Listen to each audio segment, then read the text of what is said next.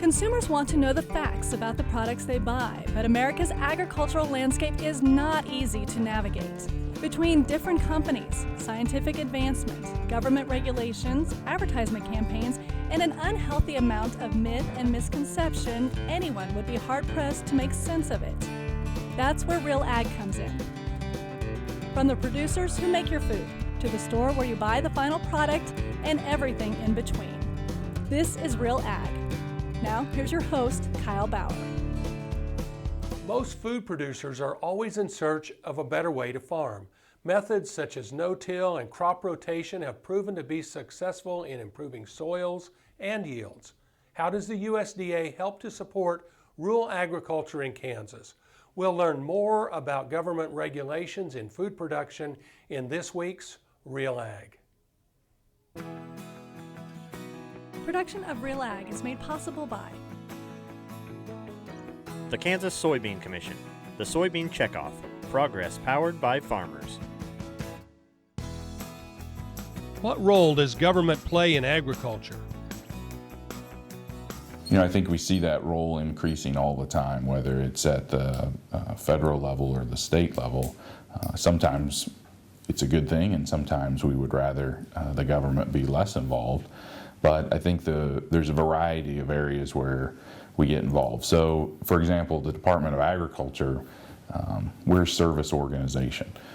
We're here to serve Kansas farmers, ranchers, agribusinesses, the consumers and customers that they serve. And so we do everything from licensing a food establishment and doing an annual inspection to make sure that they're meeting the sanitation requirements and serving a safe, wholesome product, to consumer protection. So checking all the gas pumps in the state every 18 months, checking scales to make sure that they're accurate, helping folks that maybe are building a dam, and that has to be inspected to make sure that it's properly engineered for the amount of water that it's going to retain and so forth. And so we're doing all of these things to support what's going on in agriculture.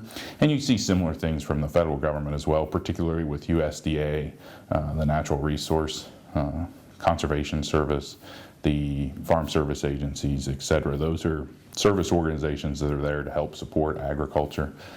But then, and on the downside, we see FDA becoming more and more involved in agriculture with the Food Safety Modernization Act, preventative controls, veterinary feed directive, produce safety.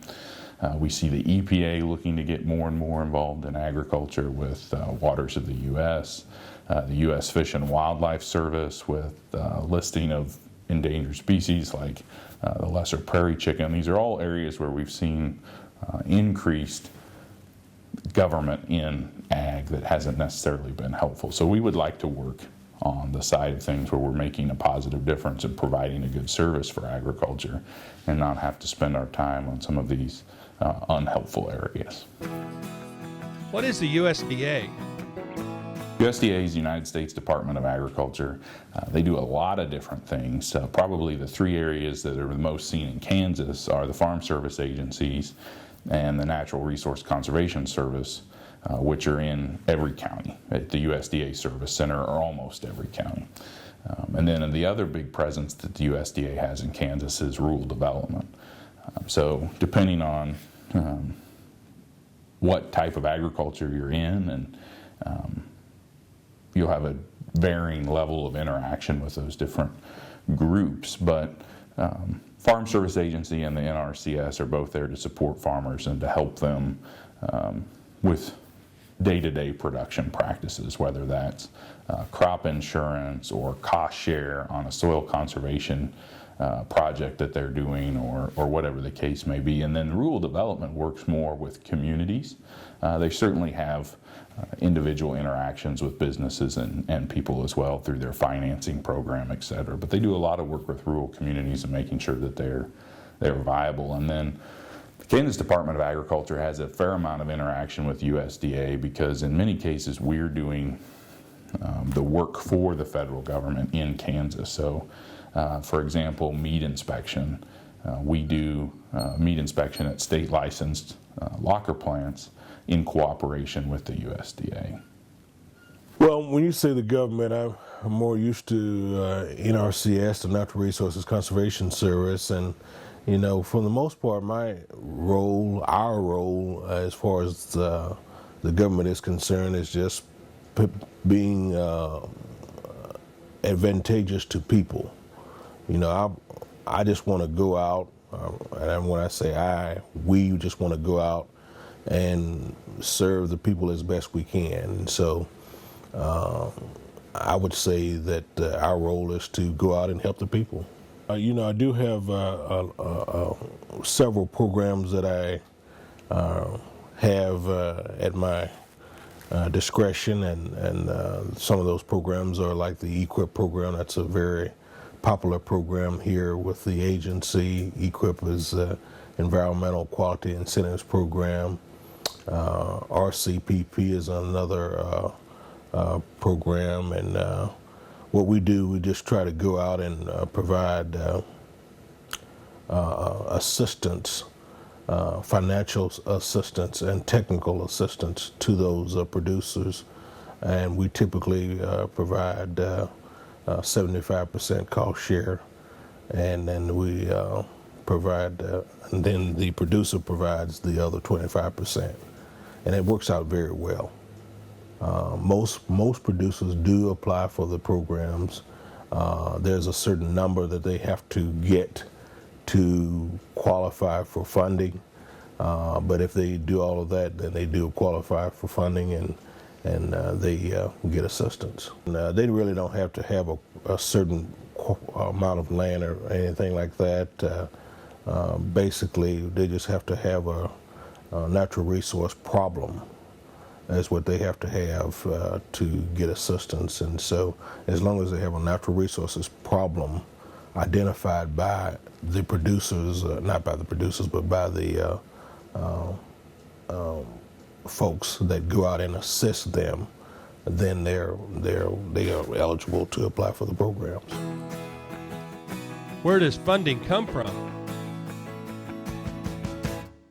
Well, it's a variety of things, and it just depends on which agency and which particular area. At the Kansas Department of Agriculture, we're about 75% fee funded. So that means the folks that are benefiting or using the services that we're providing are paying a fee in some fashion. That might be an annual license fee, that might be a tonnage fee that we collect on fertilizer or feed. It just depends on what they're doing. That other 25% that we bring in revenue is from the state general fund, so that's general tax dollars that all Kansans are paying in. At the federal level, it's not necessarily the same. There are some fees, but most of that is tax dollars that would be similar to what the state general fund would be. So just depends on the area. What is the FDA? The FDA is the Food and Drug Administration, and it's part of the federal government as well, and they are more engaged in food products or ready-to-eat products that have made it through the agriculture supply chain and are much closer to the consumer. So where we see interaction with the FDA is in our food safety and lodging program. A lot of the federal regulations around food preparation, sanitation in food establishments, and things of that nature come from the FDA. We also see FDA involvement with our dairy inspection program in terms of milk quality, milk safety. And then there's a growing presence of FDA in feed. More of that to come with full implementation of the Food Safety Modernization Act. A couple of areas that are already underway. The Veterinary Feed Directive is through FDA. The preventative controls measures for feed manufacturing are through FDA. And so we're seeing an increased presence there as well. What is the EPA? EPA is the Environmental Protection Agency. It's a federal agency designed to help protect the environment. Most of what we see them working on are air and water quality issues. They do get into some other areas on occasion. In Kansas, the Kansas Department of Health and Environment is the primary EPA partner agency, if you will. Our pesticide and fertilizer program at the Kansas Department of Agriculture does work with EPA a fair amount, and that's going to be in regard to appropriate application rates, making sure we're not contaminating groundwater or surface water supplies with pesticides and fertilizers, appropriate storage, etc. There's going to be some federal regulations as well as state law that comes into play with that. And then in terms of air quality, we've got, in Kansas, we have some industry that's certainly going to have to comply with emission standards and so forth, power generation, etc. But what we also see in agriculture, EPA to come into play in terms of air quality is with range burning, particularly in the Flint Hills of Kansas, and making sure that we're effectively managing the smoke there so that we don't have an air quality problem. Certainly, water concerns is a big problem that a lot of folks have, and when I say water concerns that deal with water that's not giving them the type of resources that they ought to have. There's a lot of resource concerns that people have that they can certainly find resource concerns and find resource problems with those producers. Did you realize President Franklin D. Roosevelt in 1932 made conservation of soil and water resources a national priority in the New Deal administration? The National Resource Administration Service was created in 1935 during the Dust Bowl and is still providing producers with assistance today. We've spent a fair amount of time on what we would call federal overreach into areas that either we don't believe need to be regulated or are within the jurisdiction of the state as opposed to the federal government. And we've made some good progress in a couple of those. So one is Waters of the U.S. That was an EPA effort to control more miles of surface water, basically, in Kansas. That process has been stopped in the courts. Another was the listing of the lesser prairie chicken as an endangered species by the U.S. Fish and Wildlife Service. Again, that process has been stopped in the court, so we feel good about both of those. We would like to see a greater assurance that nothing else will happen with that, but we are happy to see that it's at least been stopped for the time being. You mentioned drones and unmanned aerial systems, and that's a growing field in agriculture with a tremendous amount of potential.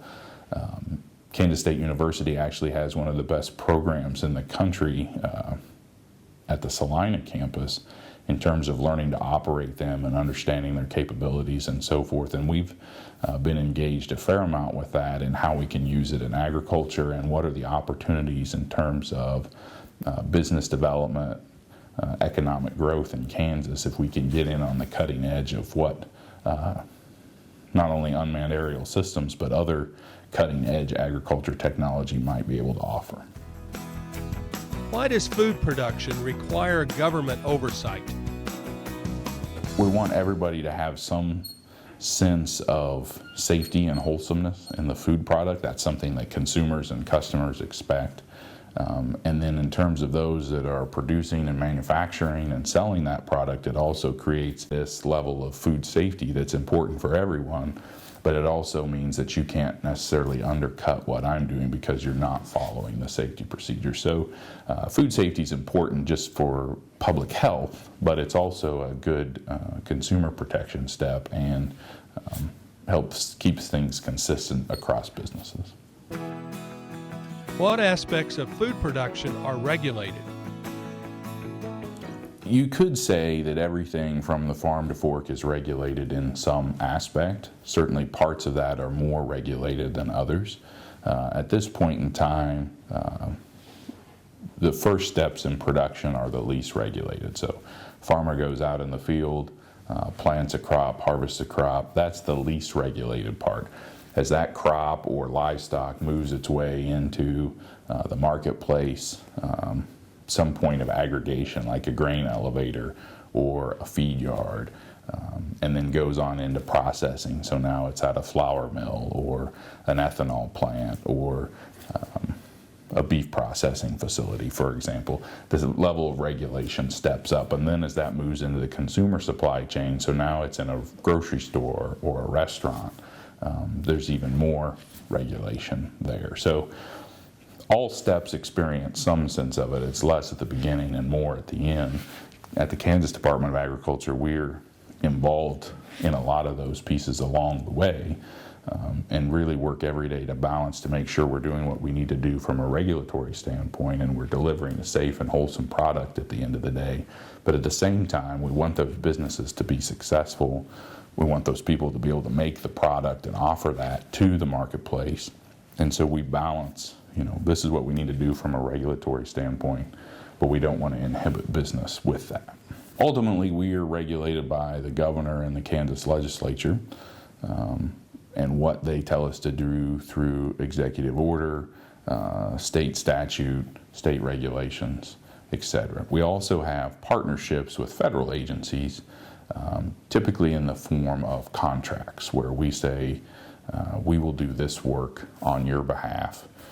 They will pay us to do that, and then we have to meet the obligations of the contract. The obligations of the contract that they issue then are regulated at the federal level by the President and Congress, and then down through the individual agencies. So at the end of the day, the good news is everyone that votes can have a say in how much regulation there is.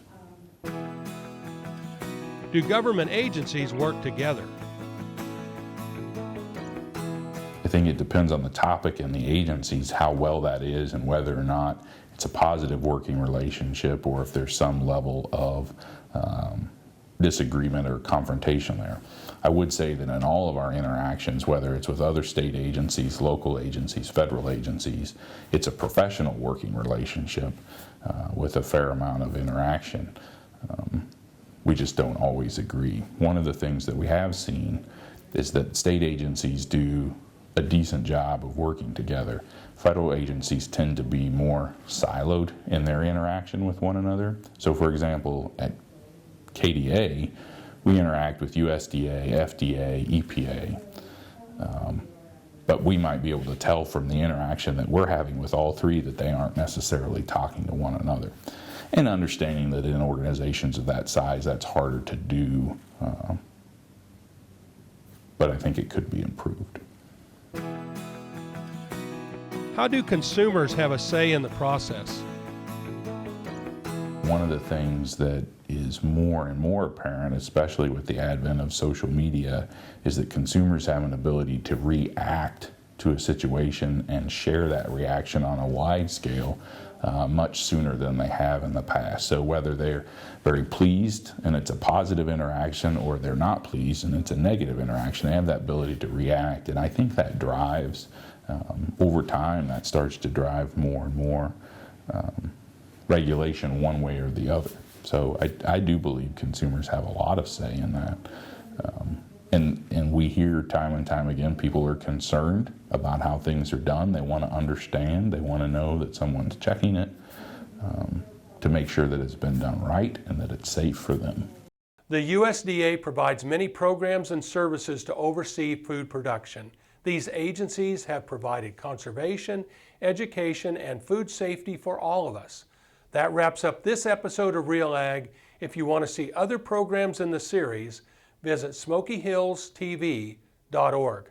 On behalf of the Real Ag crew, I'm Kyle Bauer. Production of Real Ag is made possible by The Kansas Soybean Commission, the Soybean Checkoff, progress powered by farmers.